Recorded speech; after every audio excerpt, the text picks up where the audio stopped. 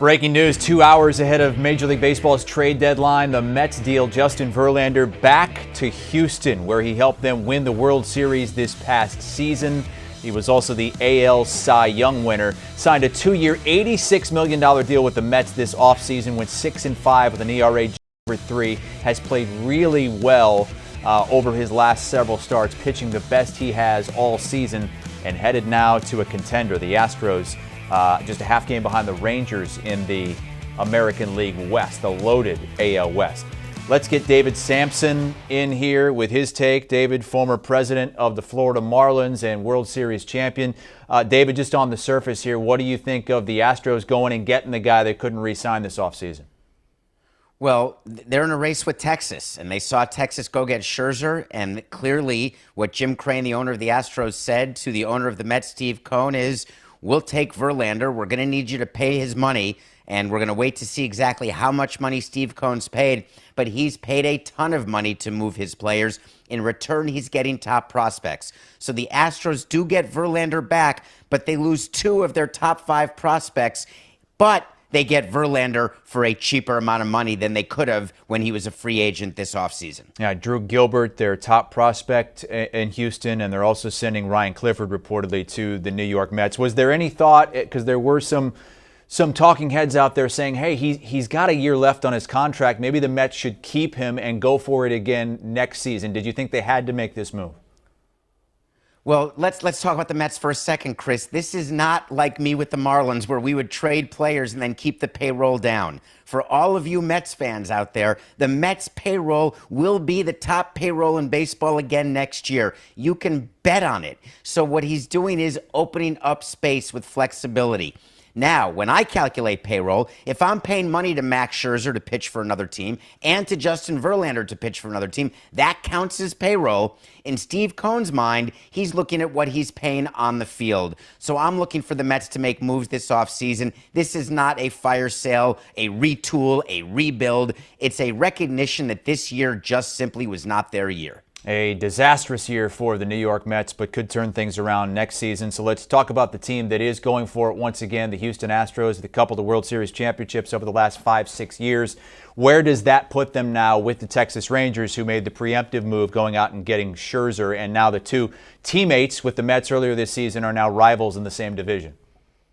So you have Scherzer and DeGrom, but DeGrom, of course, is on Tommy John, but it seems like the Mets rotation has now moved back to the AL West. And what fascinates me is the Astros are in the middle of a dynasty, and they want to hold on for as long as possible. They've got Altuve and Alvarez, and they're going to be healthy, and of course still Tucker and Bregman. And now when you bring Verlander back, you look at the team that won the World Series and say, hey, we could be the first team since the Yankees to go back-to-back. And they got Verlander back at a smaller number than they would have had to pay him this past offseason. The Texas Rangers have been all in since their new ballpark opened. They got Seager and Simeon, and you see what they did to their pitching and then bringing in Scherzer. Of course, there have been some injuries, DeGrom, but at the end of the day, they've got a lead, and we're now in the home stretch. There's only a third of the season left, and certainly one of those two teams will win the division. The other one will be in the wild card, and they both believe they can win the AL pennant. This is great for baseball with the increased attendance and all the other great things that are happening. Having a race like this in the AL West, it's meaningful. How do you handicap things in the American League right now as we move into the trade deadline?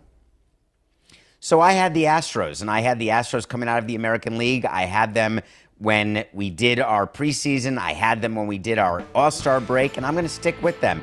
There's something about being battle-tested, and when you look at what the Astros have, when you look at not just where they are as a team, but where they've been as a team, they're still trying to erase 2017, and it will be really in the rearview mirror if they win back-to-back, again becoming the first team since the Yankees in 98 to 2000 to go back-to-back. The big name going to the Mets is Drew Gilbert, who was the top prospect for the Houston Astros, the 28th overall pick in the draft last season.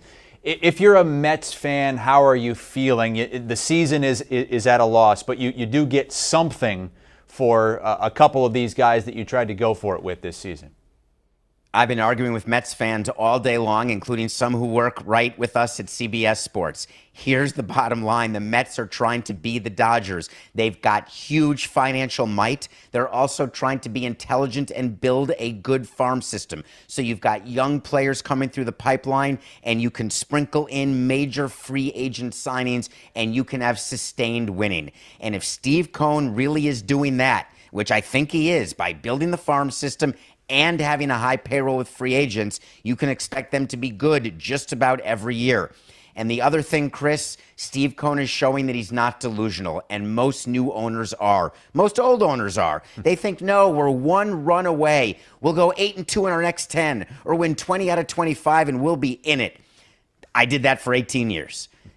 And I was only right once. Steve Cohen is saying, you know what?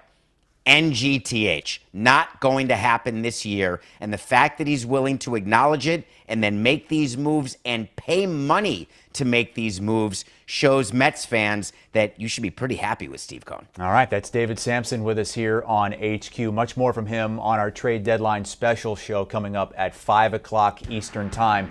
This is Justin Verlander through his first 16 starts last season compared to this season. Now, last season, obviously, it was an incredible season for Verlander and the Astros. They went on to win the World Series, but those numbers have gotten a lot better over the last month or so. Verlander playing his best ball over his last 7 starts. He's 4-1 with an ERA under 1.5, and he's headed back to Houston.